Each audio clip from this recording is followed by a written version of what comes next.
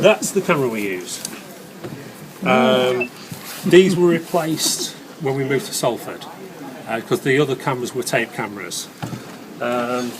These, as you're more familiar than me, ordinarily Channel 2 is always on top mic to pick up Atmos, things like that, and anything of interest we put on the other audio track.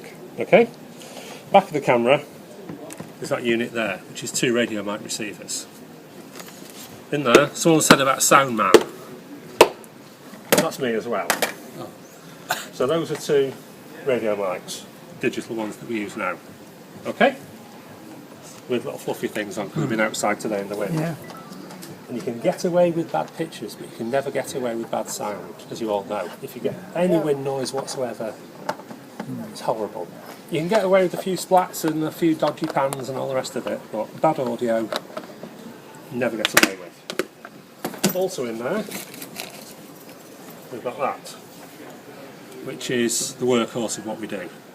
It's called a Sennheiser 416. You might have seen them before. Directional microphone. This one's got an audio cube on the back, so if I flick that on, the light comes on there. These are brilliant. But this microphone is the workhorse of all we do. These are good because they're directional.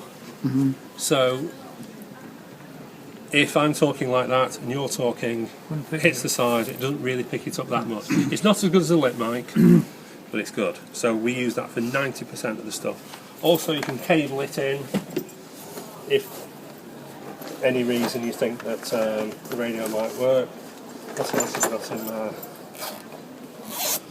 Another workhorse of what we use is that, which is an RE50. You can knock nails in with it. Absolutely bulletproof. You drop it, kick it around. And these are good because... Is that an electric voice, RE50? Yeah. These are good, but they're unsightly. Okay? And as you know, if there's high ambient noise, the closer that you are to your mouth, the more you can cut out the ambient noise, because you can turn the levels down. So you're taking down the level of the ambient noise while it's still nice and tight there. These look better on screen, so if you're watching things like Formula 1, this is what they're using, because you can hold it there and it doesn't look unsightly. And the closer it is, the more you can take the outside noise down. So we use these a lot in sport, where, like I say, Formula 1, things like that, they're outside the pits, there's engines revving, and they're holding them there like that, so you can take the levels down. And also you can put advertising cubes on and things like that. So those are the 3 mics which we tend to use more than anything else, and that's the sound man. Okay? In the olden days, we used to have lighting guys. Now, that's pretty much always on the camera. That's one, it's not the BBC's, this is my own. And that's just the LED lights that you can drop shells in front of and things like that. Okay? Which has got, if I take these out, it's not a bad output. Yeah, look at our friend there, not a bad output. Also in the van, there's a 2K light, a couple of 650 watt lights, a box of Dados, which are 150 watt lights. There's 4 of those in there. There's a Chimera softbox. Some of the kits have got 12x12 LED panel lights. And that's the lighting guy, which is also me.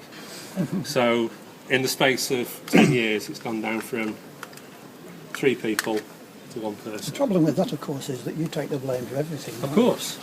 All the credit. It does work both ways. Does that mean you get 3 times the salary? No. Half the salary. I've noticed when you see an interview, the cameraman is always very close. You can be, yeah. That's I assume that was to reduce camera shake. That's pretty much the reason, yeah. Well, these lenses are... I'll give you this pass round in a minute. Let me just do white or something.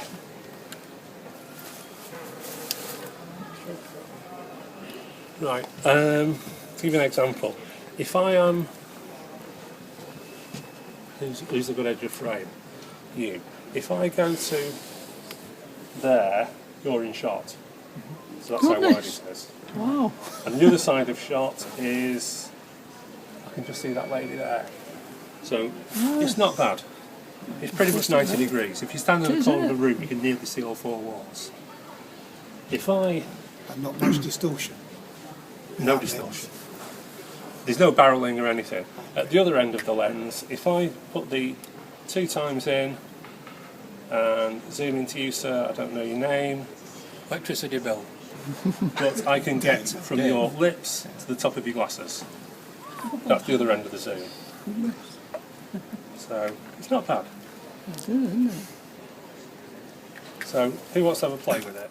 Anyone? Yeah.